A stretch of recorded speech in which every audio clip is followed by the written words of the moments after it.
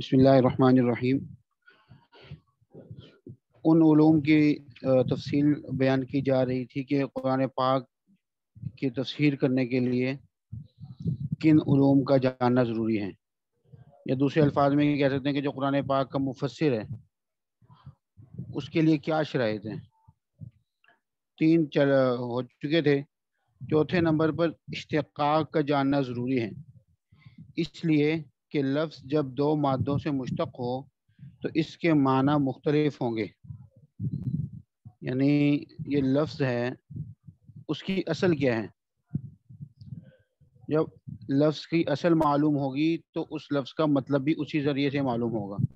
मिसाल के तौर पर मसीह का लफ्ज़ है, इसका इश्तिक़ाक़ मसह से भी है जिसके माना छूने और किसी चीज़ पर हाथ फेरने के हैं, और मसाहत से भी है जिसके माना पैमाइश के हैं।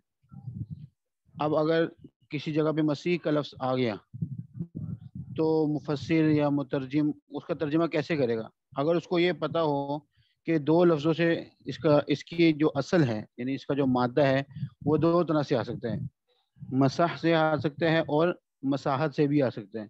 तो उसको दोनों पता होंगे तो अब वो ये दोनों माना को ज़हन में रखकर फिर देखेगा कि यहाँ पे कौन सा माना इस्तेमाल हुआ है।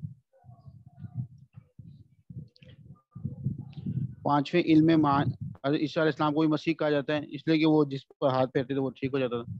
तंदुरुस्त हाथ फेरने से ही अल्लाह ताला उसको शिफा दे देते थे। पांचवें इल्म मानी का जानना ज़रूरी है, जिससे कलाम की तरकीबों के खवास माना के एतबार से मालूम होते हैं।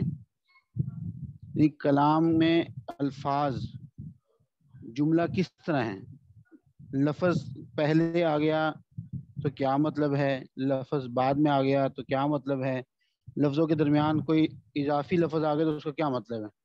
मिसाल के तौर पर मैंने कहा जैद खड़ा है, तो इसका क्या मतलब है कि सामने वाले आदमी ने एक बात पूछी और मैंने उसको जवाब दे दिया, मतलब है उसको मेरी बात का यकीन आ गया।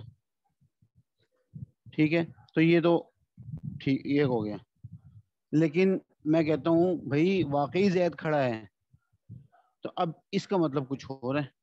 इसका मतलब ये है कि अगले वाले आदमी को मेरी बात में क्या है, शक है, इसलिए मैं उसको जरा तफसील और ताकीद से कह रहा हूँ कि वाकई जैद खड़ा है भाई। और तीसरे मैं एक लफ्ज़ बोलता हूँ, मिसाल जुमला बोलता हूँ कि अल्लाह की कसम जैद खड़ा है, तो इसका मतलब ये है कि मैंने ये अल्फाज इसलिए बोले हैं इस तरह कि सामने वाला जो आदमी है उसको मेरी बात का क्या है, इनकार है।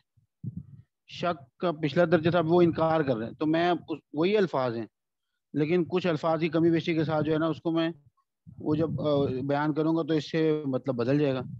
जैसे अरबी में है ज़ैदुन काइमुन, ये आम आदमी के लिए है जो आपकी बात का ना इनकार करे ना शक कर रहे हैं। लेकिन जो आदमी जो है शक करता है उसको कहेंगे इन्ना ज़ैदन काइमुन, और जो आदमी इनकार करे तो उसको कहेंगे वल्लाहि इन्ना ज़ैदन काइमुन। तो ये है इल्म मानी। छठे, इल्म बयान को जानना ज़रूरी है, जिससे कलाम का ज़ुहूर व खफा और तशबीह व किनाया मालूम होता है। यानी ये मालूम होता है इससे कि ये कलाम अपने माना में ज़ाहिर है कि खफी है। ये लफ्ज़ बोलकर इस लफ्ज़ की हकीकत मुराद ली है कि लफ्ज़ बोलकर इसका मजाजी कोई और माना मुराद लिया है। किसी ने कहा शेर, किसी ने बोला शेर, शेर आ गया। एक इसका हकीकी माना है कि एक जानवर है जो चीर फाड़ करने वाला है और खूनखार जानवर, ये इसका हकीकी माना है। लेकिन एक इसका मजाजी माना है कि कोई बहादुर आदमी उसको क्या कह देते हैं, शेर आ गए। तो अब लफ्ज़ से मुराद उसकी हकीकी माना है कि मजाजी माना है, लफ्ज़ के माना ज़ाहिर हैं या खफी हैं, ठीक है, तशबीह है किनाया जो भी है, इसको बयान करने के लिए कौन सा इल्म होता है, इल्म बयान। तो मुफस्सिर को ये इल्म भी आना ज़रूरी है। सातवें इल्म बदी, जिससे कलाम की खूबियाँ मालूम होती हैं।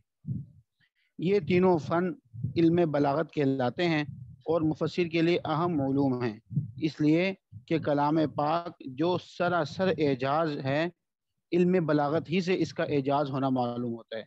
यानी हम कहते हैं ना कुरान पाक अल्लाह ताला का मौजज़ा है, तो कैसे पता चला मौजज़ा है? अरबी तो अरब भी बोलते हैं और कुरान पाक भी अरबी ज़बान में है, तो आप कैसे कह सकते हैं कि ये मौजज़ा है? हम कहते हैं ये मौजज़ा का मतलब ये है कि सारे अरब वाले इस तरह का कलाम नहीं ला सकते। वो कैसे पता चलेगा? یہ جتنے تینوں علوم ہیں، جو آدمی ان تینوں علوم پر قادر ہوگا تو اس کو بصیرت کے ساتھ معلوم ہوگا کہ قرآن پاک کیا ہے، معجزہ ہے۔ عام طور پر تو ہم عقیدت کے طور پر کہتے ہیں کہ بھائی قرآن پاک کی طرح کا کلام کوئی نہیں لا سکتا، بات ایسی ہی ہے، لیکن یہ کہ آدمی بصیرت سے کہے کہ کیوں نہیں لا سکتا، تو وہ اس کو جاننے کے لیے کیا ہے، علم بلاغت، جس میں تین علوم ہیں، علم معانی، علم بیان اور علم بدیع۔ تو یہ تینوں علوم کا جاننا ضروری ہے، اور اسی سے قرآن پاک کا معجز ہونا، یعنی کلام میں عرب میں جتنے بھی عرب ہیں، اہل عرب، وہ اس طرح کے کلام لانے سے کیا ہیں، بے بس ہیں۔ تو ان کی بے بسی کا پتہ کس طرح چلے گا، علم بلاغت سے۔ آٹھویں، علم قراءت کا جاننا بھی ضروری ہے، کیونکہ مختلف قراءتوں کی وجہ سے مختلف معنی معلوم ہوتے ہیں، اور بعض معنی کی دوسرے معنی پر ترجیح معلوم ہوتی ہے۔ یعنی بعض قرآن پاک کے الفاظ ایسے ہیں کہ وہ کئی طرح سے پڑھے جا سکتے ہیں۔ مالک یوم الدین ہے، اس کو ملک یوم الدین بھی پڑھا جا سکتا ہے۔ یعنی قرآن پاک جو اصل مصحف عثمانی تو اس پہ زبر زیر نہیں لگی ہوئی تھی، ایسے وہ تھا کہ جس میں مختلف قراتیں اس میں پڑھی جا سکتی تھی، ٹھیک ہے۔ اس کی تفصیل جو ہے نا وہ کسی دوسری کتاب میں انشاءاللہ آ جائے گی، یہ اس کا موقع نہیں ہے، لیکن اتنا بیان کرنا ضروری ہے کہ علم قراءت کا جاننا کیا ہے، ضروری ہے۔ علم قراءت کیا ہے وہ پھر الگ سے ہو سکتا ہے آپ کی کسی کتاب میں اس پہ بحث ہو جائے۔ 9، علم عقائد کا جاننا بھی ضروری ہے، اس لیے کہ کلام پاک میں بعض آیات ایسی بھی ہیں جن کے ظاہری معنی کا اطلاق حق سبحانہ و تقدس پر صحیح نہیں ہوتا، جیسا کہ الرحمن علی العرش استویٰ۔ اس کا اگر لفظی ترجمہ کریں نا تو رحمان جو کہ بیٹھا ہے عرش پر، اب بیٹھنا جو ہے یہ تو جسم کی علامت ہے، جو جس کا جسم ہوتا ہے وہ بیٹھتا ہے، بغیر اب ہوا کا مثال کے طور پر جسم نہیں ہے، ایک مثال ہے، تو ہم یہ تو نہیں کہتے ہوا بیٹھی ہے یا کھڑی ہے، ہوا وہ بغیر۔ اللہ تعالیٰ تو جسم اور جسمانیت سے پاک ہیں، اللہ تعالیٰ کے لیے جسم یا جسم کے بارے میں کوئی بھی بات ثابت نہیں کی جا سکتی۔ اب اگر اس کا ظاہری ترجمہ کیا جائے، کیوں نہیں ثابت کی جا سکتی، اس لیے کہ جسم تو کئی چیزوں سے مل کر بنتا ہے، مرکب ہوتا ہے، تو اللہ تعالیٰ تو کسی سے مل کر چیز سے نہیں بنے، اور پھر جو چیزوں سے مل کر بنتا ہے تو اس کو کوئی بنانے والا بھی ہوگا، تو پھر ساری باتیں ماننی پڑیں گی نا۔ اس لیے ہم یہ کہتے ہیں کہ جسم، اللہ تعالیٰ جسم اور جسمانیت سے پاک ہے۔ اگر اس عقیدے کا کسی کو پتہ نہیں ہوگا تو اس آیت کا کیا ترجمہ کرے گا کہ بیٹھا ہوا ہے، کیونکہ اس کا یہ معنی لینا کہ اللہ تعالیٰ بھی انسانی بادشاہوں کی طرح مادی تخت پر بیٹھے ہوئے ہیں صحیح نہیں ہے، پھر ان الفاظ کا کیا معنی لیں، یہ علم عقائد سے معلوم ہوگا۔ 10، اصول فقہ کا معلوم ہونا ضروری ہے کہ جس سے استدلال اور استنباط کے طریقے معلوم ہو سکیں، یعنی جن مسائل کے بارے میں قرآن و حدیث میں صراحت نہیں ہے اس کا مطلب کیسے بیان کریں ہم۔ مسئلہ پیش آ گیا، مفتی ہے یا کوئی بھی آدمی وہ عالم ہے، اس کے سامنے مسئلہ کسی نے پیش کیا، قرآن میں بھی نہیں ہے، حدیث میں بھی نہیں ہے، اور فقہ کی کتابوں میں بھی نہیں ہے، تو وہ کیا کرے گا؟ یہ فقہ کی کتابوں میں، یعنی جب تک فقہ کی کتابیں نہیں تھی اس وقت، تو وہ پھر وہ اصول ہیں جن سے قرآن و حدیث سے استنباط کر کے نئے مسائل کا حل نکالا جاتا ہے، تو مفسر کے لیے اس کا علم بھی کیا ہے، ضروری ہے۔ 11، اسباب نزول کا معلوم ہونا ضروری ہے، کیونکہ شان نزول سے آیت کے معنی زیادہ واضح ہوں گے، یعنی شان نزول سے مراد یہ کہ اس آیت کے نازل ہونے پر کیا حالات تھے، کوئی موقع ہوا، کوئی واقعہ ہوا، کیا ہوا وہ، اور بعض اوقات اصل معنی کا معلوم ہونا بھی شان نزول کے جاننے پر موقوف ہوتا ہے۔ 12، ناسخ و منسوخ کا معلوم ہونا بھی ضروری ہے، تاکہ منسوخ شدہ احکام ان احکام سے ممتاز ہو جائیں جن پر عمل کرنا ہے۔ اس کو پتہ ہی نہیں ہے کہ یہ منسوخ ہو گیا اور وہ اسی کی تفصیل بیان کر رہے ہیں، پھر وہ کہے گا، مطلب وہ اس میں پھنسے گا۔ اس کو اگر پتہ ہوتا کہ منسوخ ہے تو بات ختم، بس آگے چلو۔ 13، علم فقہ کا معلوم ہونا بھی ضروری ہے کہ جزوی مسائل کے احاطہ سے قواعد کلیہ پہچانے جاتے ہیں، یعنی ایک مسئلہ اگر دیکھا جائے تو پھر ان سے ایک اصول بنا لیا جاتا ہے۔ مثال کے طور پر ایک آدمی نے کسی کی روٹین دیکھی کہ روزانہ دیر سے آتا ہے، یا کئی طرح کے لوگوں کو دیکھے جو روزانہ دیر سے آتے ہیں، تو ایک اصول نکال لے گا وہ کہ اس طرح کے لوگ ہمیشہ دیر سے آتے ہیں۔ کہ اصول جو ہوتے ہیں نا وہ تو جزیات سے مل کر بنتے ہیں، کہ بھئی آدمی جو دو دو کام کرتے ہیں نا وہ ہمیشہ ہر کام پہ دیر سے پہنچتا ہے. یہ اصول کیسے بنا؟ یہ تو نہیں ہے کہ پہلے یہ اصول بنا بعد میں لوگوں نے اس پہ عمل کرنا شروع کیا. نہیں, پہلے لوگ عمل کرتے ہیں, پھر دیکھنے والے دیکھتے ہیں, اس کا ایک حاصل تجزیہ کرتے ہیں, پھر ایک اصول بتا دیتے ہیں کہ بھائی جو آدمی دو دو جگہ کام کرتا ہے نا وہ ٹائم پہ نہیں پہنچ سکتا کہیں بھی. تو جزیات سے پھر کیا ہوتے ہیں, اصول اور قواعد حاصل ہوتے ہیں. 14 ان احادیث کا جاننا ضروری ہے جو قرآن پاک کی مجمل آیات کی تفسیر واقع ہوئی ہوں. یعنی قرآن پاک کی آیت ہے جس کی ترجمہ واضح نہیں ہے تو حدیث سے پتہ چلتا ہے. حدیث معلوم ہی نہیں ہوگی تو پھر تو کچھ بھی نہیں ہو سکتا اس کے لیے. پھر وہ اپنی ٹامک ٹوئیاں مارے گا, کبھی کچھ کہے گا کبھی کچھ کہے گا. 15واں علم وہابی ہے جو حق سبحانہ و تقدس کا عطیہ خاص ہے, اپنے مخصوص بندوں کو عطا فرماتا ہے, جس کی طرف اس حدیث شریف میں اشارہ ہے کہ من عمل بما علم ورثہ اللہ علم ما لم يعلم. جب بندہ ان باتوں پر عمل کرتا ہے جن کو وہ جانتا ہے تو حق تعالی شانہ ایسی چیزوں کا علم اس کو ایسی چیزوں کا علم عطا فرماتے ہیں جن کو وہ نہیں جانتا. یعنی سارے علوم اس کے تقاضوں پہ عمل کرے تو پھر اللہ تعالیٰ کی طرف سے خاص علم عطیہ ہوتا ہے, تو وہ بھی ضروری ہے. اور وہ پتہ چل جاتا ہے کہ کسی کے پاس ہے کسی کے پاس نہیں. تنبیہ: ابن ابی دنیا رحمہ اللہ فرماتے ہیں کہ صحابہ اور تابعین رضی اللہ عنہم کو علوم عربیہ تبعاً حاصل تھے. علوم عربیہ کیا ہیں؟ یعنی علم صرف ہے, علم نحو ہے, علم اشتقاق ہے, علم معانی ہے, علم بیان ہے, علم بدیع ہے. یہ 6-7 علوم ان کو کیا تھے, وہ عرب تھے تو ان کو پتہ تھے پہلے سے. ٹھیک ہے, کیونکہ عربی ان کی اپنی زبان تھی اور وہ بھی خالص, یعنی جس میں قرآن پاک نازل ہوا, اس لیے ان کو یہ علوم سیکھنے کی ضرورت نہیں تھی. لیکن ہمیں علم صرف بھی سیکھنا ہے, ہمیں علم نحو بھی سیکھنا ہے, علم اشتقاق بھی سیکھنا ہے, علم لغت بھی سیکھنا ہے, علم معانی, بیان, بدیع یہ بھی سیکھنے ہیں. اور تفسیر کے لیے دوسرے ضروری علوم انہوں نے نبی اکرم صلی اللہ علیہ وسلم سے حاصل کیے تھے. یہ صحابہ جو تفسیر کرتے تھے تو ان کی یہ شان تھی.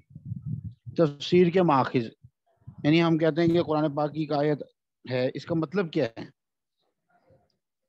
ہم مطلب بیان کرتے ہیں جب, تو مطلب کہاں سے لیتے ہیں ہم؟ تو وہ بیان کر رہے ہیں کہ قرآن پاک کا مطلب کن کن ذرائع سے حاصل کیا جاتا ہے. قرآن پاک کے ماخذ سے مراد وہ ذرائع ہیں جس سے کسی آیت کی تفسیر معلوم کی جا سکتی ہے. قرآن پاک کی آیات 2 قسم کی ہیں. بعض آیات اتنی صاف اور واضح ہیں کہ جو بھی زبان جاننے والا انہیں پڑھے گا ان کا مطلب فوراً سمجھ لے گا. لہذا ایسی آیات کی تفسیر کا ماخذ تو صرف لغت عرب ہے, یعنی جس کو عربی آتی ہے اور سمجھ بھی صحیح ہے, یعنی سمجھ درست ہے اور عربی آتی ہے تو وہ سمجھ آئے گا کہ کیا مطلب ہے اس بات. مثال کے طور پر کہا کہ وَلَا تَقُلْ لَهُمَا أُفٍّ, کہ ماں باپ کو اف نہ کہو, تو جس کو عربی آتی ہے تو اس کو سمجھ آ جائے گی کہ یہ حکم ہے. اور اف نہیں کہنا تو اس کا مطلب ہے کہ کالم گلوچ تو دور کی بات ہے, وہ تو بالکل ہی نہیں کر سکتے, بدل لیں. دوسری قسم ان آیات کی ہے جن میں محض زبان دانی کافی نہیں, یعنی زبان کا جاننا کافی نہیں ہے. اس قسم کی آیات کی تفسیر کے ماخذ یہ ہیں: نمبر 1 خود قرآن کریم, نمبر 2 احادیث نبویہ, اور نمبر 3 اقوال صحابہ رضی اللہ عنہم, نمبر 4 اقوال تابعین. پہلا ماخذ خود قرآن کریم ہے, یعنی قرآن پاک کی آیات دوسری آیات کی تفسیر کرتی ہیں. ایک جگہ بات میں ابہام ہوتا ہے, واضح نہیں ہوتی, لیکن دوسری جگہ ابہام کا کیا ہوتا ہے, دفعیہ ہو جاتا ہے, وہ ابہام ختم ہو جاتا ہے. مثال کے طور پر سورہ فاتحہ میں ہے اہدنا الصراط المستقیم صراط الذین انعمت علیہم, اس کا ترجمہ ہے کہ اللہ ہمیں سیدھا رستہ دکھائیے, ان لوگوں کا رستہ جن پر آپ نے انعام کیا. یہاں یہ بات واضح نہیں ہے کہ جن لوگوں پر انعام کیا گیا ان سے کون لوگ مراد ہیں. اب قرآن پاک اس کی تفسیر, اب سورہ فاتحہ کی کوئی تفسیر بیان کرنے لگے اور یہاں پہ پہنچے تو وہ بیان کرے گا نا کہ صراط الذین انعمت علیہم کون مراد ہے, تو وہ مفسر ہے. اب اس کو کہیں گے قرآن پاک کی تفسیر بیان کرو تو شروع اس سے کہیں گے, وہ کیا کرے گا, سب سے پہلے دیکھے گا کہ قرآن پاک کی کسی دوسری آیت میں اس کی وضاحت ہے کہ نہیں ہے. اگر اس کو وضاحت ملے گی تو پھر وہی بیان کرے گا. چنانچہ اس نے دیکھا ایک آیت ہے اولئک الذین انعم اللہ علیہم من النبیین والصدیقین والشہداء والصالحین. قرآن اللہ فرماتے ہیں کہ یہ وہ لوگ ہیں جن پر اللہ نے انعام کیا, یعنی انبیاء, صدیقین, شہداء اور نیک لوگ. اب پتہ چل گیا نا کہ صراط الذین انعمت علیہم کہ اللہ ہمیں ان لوگوں کے راستے پر چلا جن پر آپ نے انعام کیا. کن لوگوں پہ انعام کیا؟ وہ یہ آ گیا انبیاء، صدیقین، شہداء اور دوسرے نیک لوگ. تو جو اس کو پتا تھا کہ قرآن پاک میں دوسری آیت میں تو اس نے تفسیر بیان کر دی. قرآن پاک کی ایک آیت دوسری آیت کی تفسیر بیان کرتی ہے. اس کی دوسری مثال ایک آیت میں ارشاد ہے آدم علیہ السلام کے بارے میں کہ فتلقى آدم من ربه کلمات فتاب علیہ، کہ پس آدم نے اپنے رب سے کچھ کلمات سیکھے اور ان کے ذریعے دعا کی تو اللہ نے ان کی توبہ قبول کی. لیکن یہاں یہ نہیں بتایا گیا کہ یہ کلمات کیا تھے. دوسری جگہ قرآن پاک ہی میں انہی کلمات کی وضاحت فرما دی گئی. فرمایا قال ربنا ظلمنا انفسنا وان لم تغفر لنا وترحمنا لنكونن من الخاسرین. انہوں نے یہ دعا مانگی تھی ربنا ظلمنا انفسنا، یہ پوری یعنی انہوں نے آدم نے اور حوا نے کہا کہ ہمارے پروردگار ہم نے اپنی جانوں پر ظلم کیا ہے، اور اگر آپ نے ہماری مغفرت نہ کی اور ہم پر رحم نہ فرمایا تو ہم ضرور نقصان اٹھانے والوں میں سے ہو جائیں گی. تو یہ قرآن پاک کی دوسری آیت میں آ گیا. ایک تیسری مثال اس کی ایک اور مقام پہ ارشاد فرمایا یا ایھا الذین آمنوا اتقوا اللہ وکونوا مع الصادقین، اے ایمان والو اللہ سے ڈرو اور سچے لوگوں کے ساتھ ہو جاؤ. یہاں یہ نہیں بتایا گیا کہ سچے لوگوں سے کون مراد ہیں. تفسیر بیان کرنے والے نے تو بتانا ہے نا کہ کون مراد ہے، کیونکہ اس نے قرآن پاک کے معنی بیان کرنے ہیں. سب لوگوں کے سامنے بیان کرے گا تو پھر اس پہ عمل ہوگا نا. وہ بیان کرے گا کہ سچے لوگ کون ہیں تو لوگ ان کے ساتھ ملیں گے. تب وہ اب اس کے سامنے بات آ گئی تو وہ کیا کرے گا؟ وہ دیکھے گا قرآن پاک میں کئی اس طرح کی ملتی جلتی مثال ہے، اس کی وضاحت ہے کہ نہیں ہے. اس نے دیکھا تو دوسرے مقام پر اس کو بیان کیا گیا ہے. وہ کیا ہے کہ اللہ تعالیٰ فرماتے ہیں کہ ساری نیکی اسی میں نہیں ہے، کچھ ساری نیکی اسی میں نہیں ہے کہ تم اپنا منہ مشرق کو کر لو یا مغرب کو، لیکن اصلی نیکی تو یہ ہے کہ کوئی شخص اللہ تعالیٰ پر یقین رکھے. یہ نیک لوگ کون ہیں اس کی تفسیر ہوگی نا. یہ اب شروع ہو گئی کہ نیکی تو یہ ہے کہ کوئی شخص اللہ تعالیٰ پر یقین رکھے اور قیامت کے دن پر اور فرشتوں پر اور آسمانی کتابوں پر اور پیغمبروں پر اور مال دیتا ہو. یعنی وہ جو شخص یہ سارے کام کرتے ہیں نا وہ نیک ہے. اور مال دیتا ہو اللہ کی محبت میں رشتہ داروں کو اور یتیموں کو اور محتاجوں کو اور مسافروں کو اور سوال کرنے والوں کو اور قیدیوں یا غلاموں کی گردن چھڑانے میں، اور نماز کی پابندی کرتا ہو اور زکوٰۃ بھی ادا کرتا ہو، اور جو شخص اپنے عہدوں کو پورا کرنے والے ہوں اور جب عہد کر لیں، اور صبر کرنے والے ہوں تنگ دستی میں اور بیماری میں اور جنگ کے وقت. یہ لوگ ہیں جو سچے ہیں اور یہی لوگ ہیں جو متقی ہیں. اب سمجھ آئی آیت کی یا ایھا الذین آمنوا اتقوا اللہ وکونوا مع الصادقین کہ اے ایمان والو اللہ سے ڈرو اور سچے لوگوں کے ساتھ ہو جاؤ. یہ ہیں سچے لوگ جو یہ کام کرتے ہیں. اب آدمی اب اس پہ عمل کرنا آسان ہو گیا تو بھائی ایسے لوگ جو ہوں گے نا ان کے ساتھ ہم نے دوستی رکھنی ہے تو پھر ہماری جو ہے نا نجات ہو جائے گی.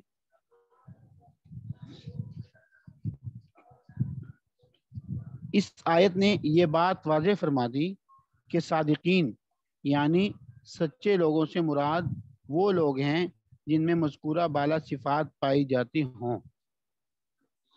نمبر 4 تفسیر القرآن بالقرآن کی ایک شکل یہ ہے کہ ایک قرات میں ابہام ہو اور دوسری قرات اس کی تعین کر دیں. ہم نے کہا تھا نا کہ قرآن پاک کی کئی قراتیں ہیں تو کہتے ہیں کہ کئی قراتوں کا ایک فائدہ یہ بھی ہے کہ معنی واضح ہو جاتا ہے. مثال کے طور پر ایک قرات میں آتا ہے یا ایھا الذین آمنوا، وضو کا بیان ہے جہاں پہ وضو کی آیت ہے یا ایھا الذین آمنوا اذا قمتم الى الصلاۃ فاغسلوا وجوہکم وایدیکم الى المرافق وامسحوا برؤوسکم وارجلکم الى الکعبین. ایک قرات میں اس طرح آتا ہے، دوسرے میں پھر دوسری طرح وارجلکم الى الکعبین، اور ایک میں ہے ارجلکم الى الکعبین. اس کا ترجمہ ہے کہ تم اپنے چہروں کو اور ہاتھوں کو کوہنیوں سمیت تک دھو لو اور اپنے سروں کا مسح کر لو اور پاؤں دھو لو. عربی قواعد کی روح سے آخری حصے کا یہ ترجمہ بھی ممکن ہے کہ اپنے سروں اور پاؤں کا مسح کر لو. یعنی اس قرات کے مطابق یہ بھی ممکن ہے کہ اس کا ترجمہ یہ ہو کہ اپنے سر اور پاؤں دونوں کا مسح کر لو، وہ ہے کہ پاؤں دونوں نہیں مسح کر لو. یہ ابہام ہو گیا نا اس میں. تو لیکن عام طور سے مشہور اور مروج روایت حفص میں ارجلکم کی بجائے ارجلکم آیا ہے. یہ بھی ایک قرات ارجلکم کی ہے، اس میں ابہام تھا. اب یہ تو پکی بات ہے کہ آپ صلی اللہ علیہ وسلم وضو فرماتے ہوئے جو ہے نا وضو کرتے ہوئے پاؤں دھوتے تھے موزہ نہ پہنا ہو تو اس پہ مسح نہیں کرتے تھے، پاؤں دھویا کرتے تھے. لیکن آیت سے ایک قرات سے معلوم ہوتا ہے کہ پاؤں کا مسح کرنے کا حکم ہے. تو فرمایا کہ دوسری قرات جو ہے نا اس نے واضح کر دیا کہ پہلی قرات سے مراد پاؤں دھونا ہی ہے. اس قرات اب ارجلکم کا لفظ جب پڑھیں گے، لیکن ارجلکم کے لفظ میں دونوں احتمال ہیں. یہ بھی احتمال ہے کہ پاؤں دھونے کا حکم ہو، یہ بھی احتمال ہے کہ پاؤں پر مسح کرنے کا حکم ہو. لیکن دوسری قرات نے ایک احتمال کو ختم کر دیا، اس میں صرف ایک ہی معنی ہو سکتا ہے کہ پاؤں دھونا ہے. تو ایک قرات سے دوسری قرات کا ابہام بھی کیا ہو جاتا ہے، دور ہو جاتا ہے. لہذا قرآن پاک کی تفسیر قرآن پاک ہی سے ہوتی ہے. اس کی ایک مثال یہ بھی ہے، اس قرات میں آیت کا صرف یہی ترجمہ بن سکتا ہے کہ اپنے پاؤں دھو لو. لہذا اس قرات نے بیان کر دیا کہ پہلی قرات میں بھی پاؤں دھونے کا حکم دیا گیا ہے، اور مسح کا ترجمہ کرنے کا ترجمہ لینا صحیح نہیں ہے.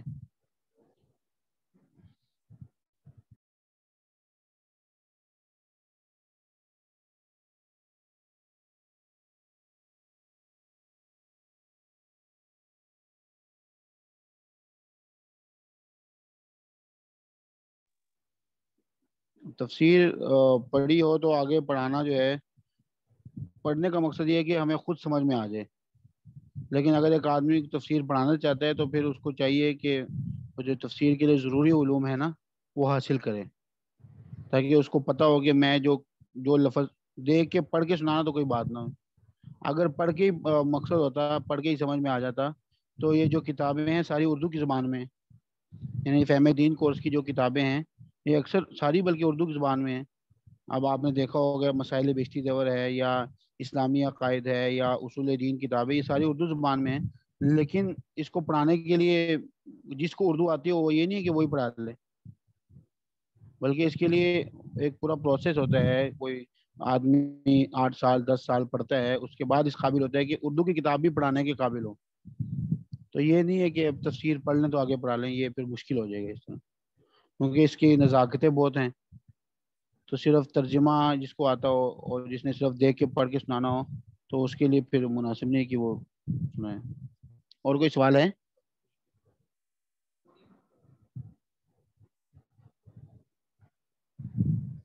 نہیں ہے تو بس کر دیتے ہیں.